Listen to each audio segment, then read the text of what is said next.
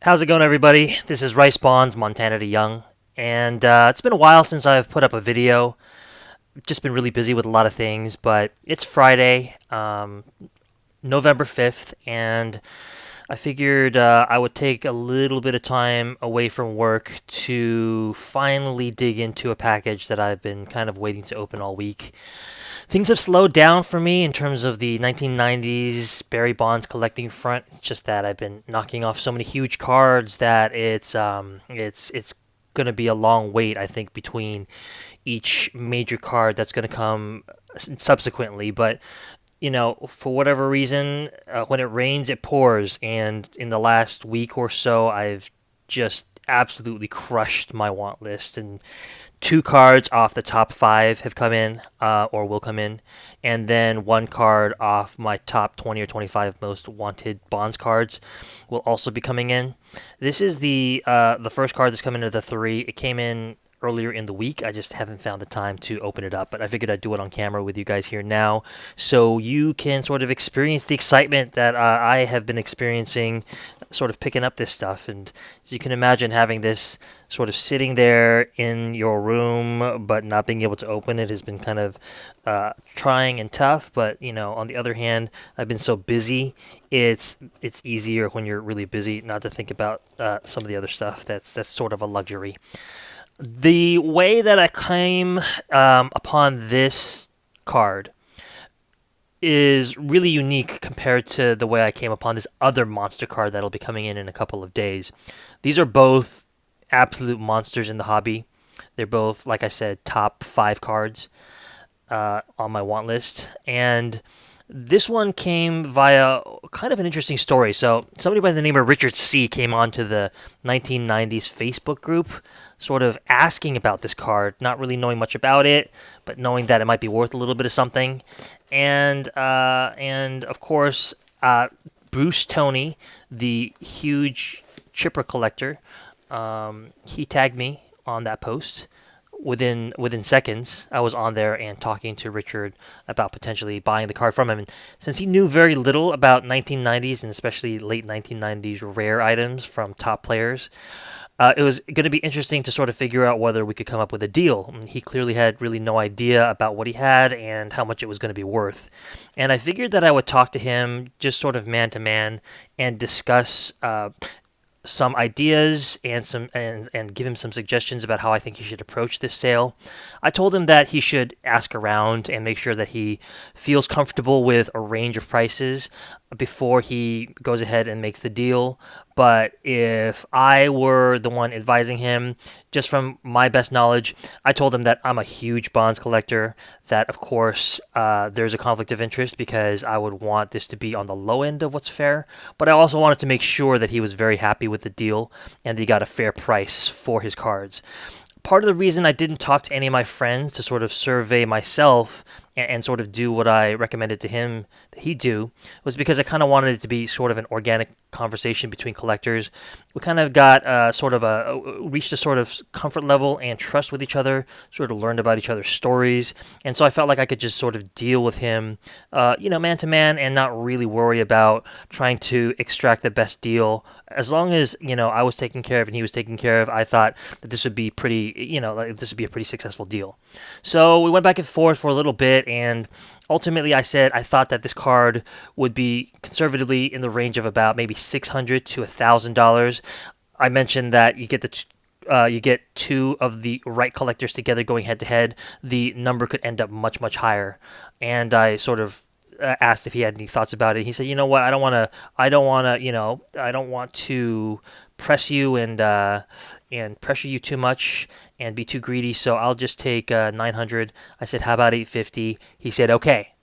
But the big caveat and the thing that sort of makes the story of this card really interesting is that he, I guess, is not accustomed to doing deals online. He doesn't have a PayPal, and he sort of insisted that I pay him in person for a card that was around $1,000, and obviously that's not something that is done. It's just prohibitively expensive. Fortunately for me, I had a friend who lives in North Carolina, near where this seller lives, and it was in the middle of the night for my friend, but I texted him to try to find out if he could sort of pass the money on and then take the card for me and then mail it to me when he had some time.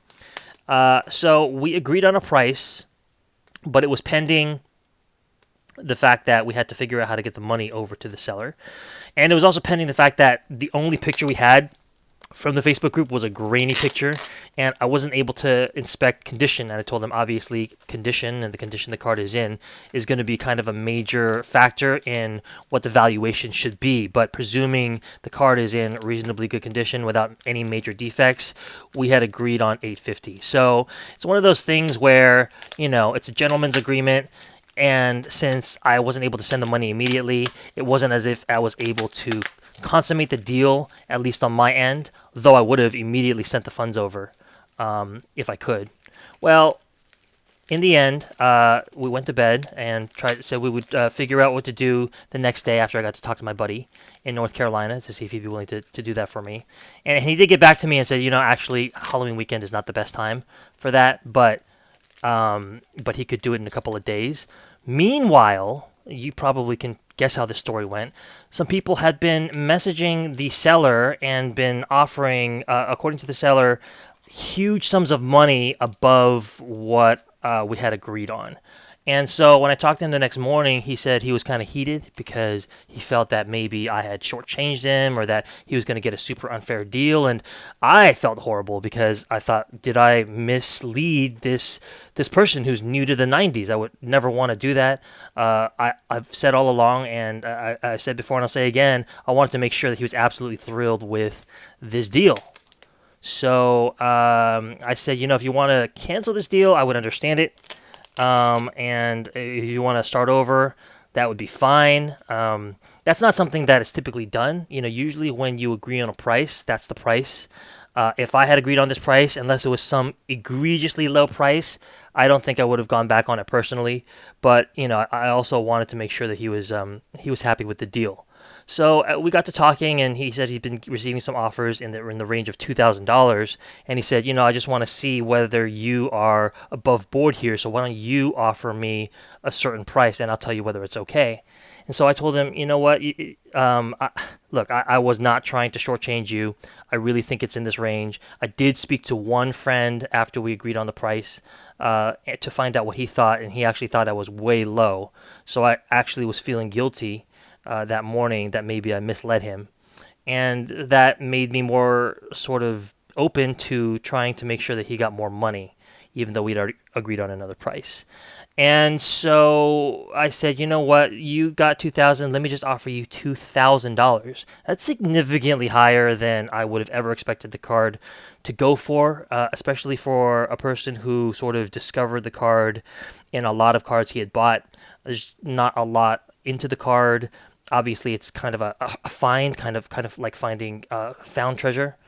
And it was a situation where I thought, what, $850, $1,000, $1,500 was the highest I was going to go. $2,000, if I'm going to take his word for it, is the standing offer that, in a lot of cases, I don't know what most sellers would do, but I know that when I deal with a buyer, I deal with them one by one. If I'm going to leverage one buyer's offer against another, I'll let them know. I'll be like, you're not actually in line here. We're not actually discussing this sort of man-to-man. I'm just sort of trying to get the highest offer. So if you give me a number, I will take that, and I'm going to plan to leverage it and try to find the highest possible offer I could get. But my understanding from the seller was that he wasn't interested in getting the highest amount of money. But for whatever reason, I think there was some mistrust there, and he told me that he rejected $2,000 out of hand, just straight up, said he didn't think it was enough. And I was shocked at that point. It was one of those situations where this is such a big card, and you wait for it for such a long time that, and you've been looking for it for so long, you think it's in your grasp, and you think you have it, and you're kind of stressing about it all night and all morning, and then you can see it slipping from your grips, and you're like, I don't know what I'm supposed to do here to make this person feel as if they're getting a fair deal. I told him, well, why don't you tell me what you're looking for? And then he said, actually, you know what? I would accept $2,700, but I wouldn't be happy about it. I would still think that I want to be greedy and ask what I really want, which is $3,000. Now, normally, I think at this point where sort of I've bent over backwards to try to get him the money, did everything I could. to try to get him the money and to try to make this deal a good one for him. I think I would have walked away at this point under normal circumstances had I not thought I already had the card for $850 the day before. But for whatever reason, I mean, this card was within my grasp and I really wanted it.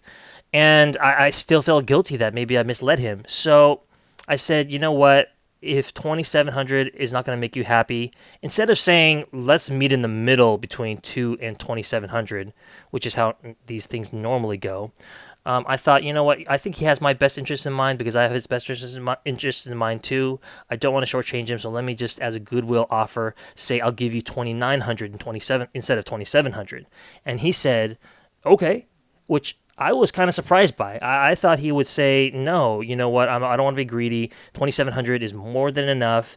I in fact thought there was a chance that he might say, like actually 2700 was a bargaining tactic. I don't really need that much. I expected you to counter with a lower number. Let's just meet at 25 or something, call it a day. And anything like that would have made me feel like that was a deal where, like both parties were trying to make sure the other party was happy. But in the end, I was pretty unhappy with how the whole thing went down. So this is kind of the polar opposite of how the deal went for another major card of mine, as I knock my stand over.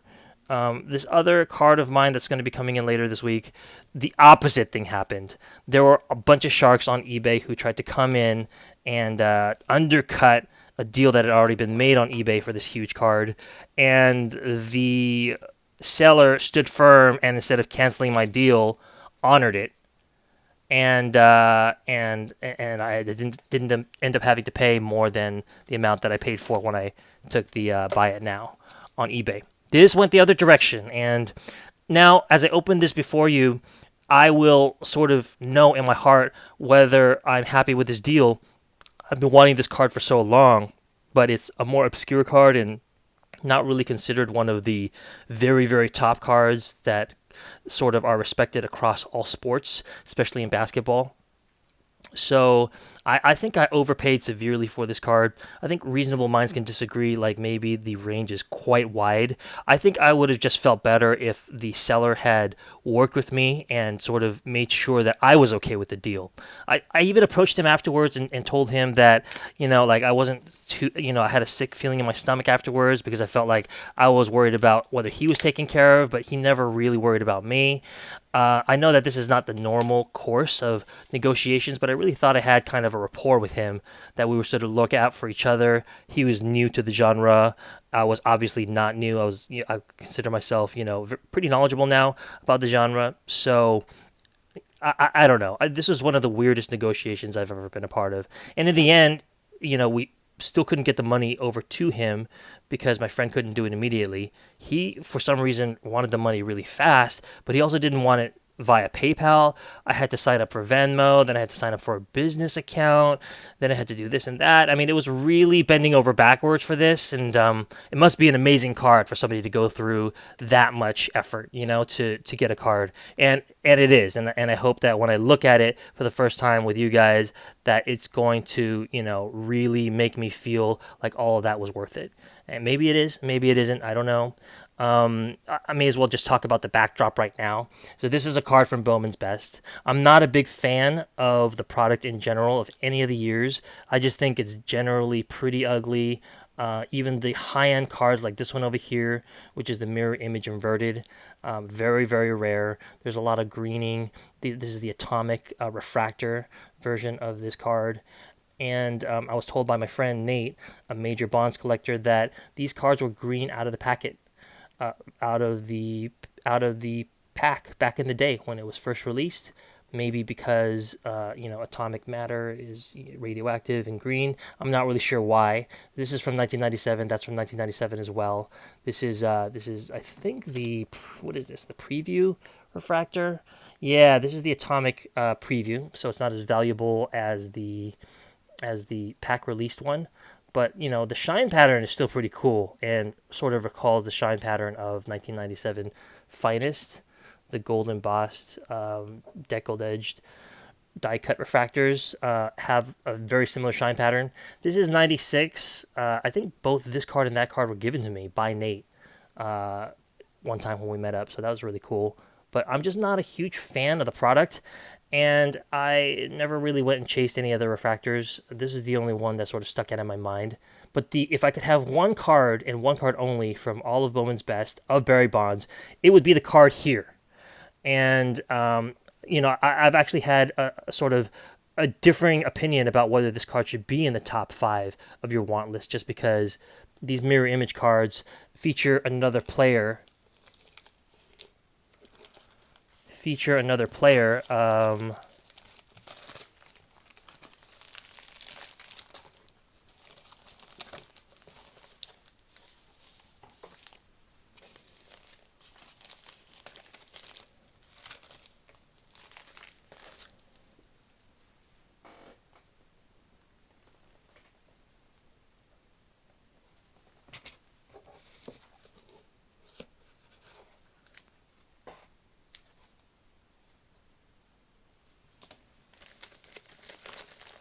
I think I've just been scammed, guys.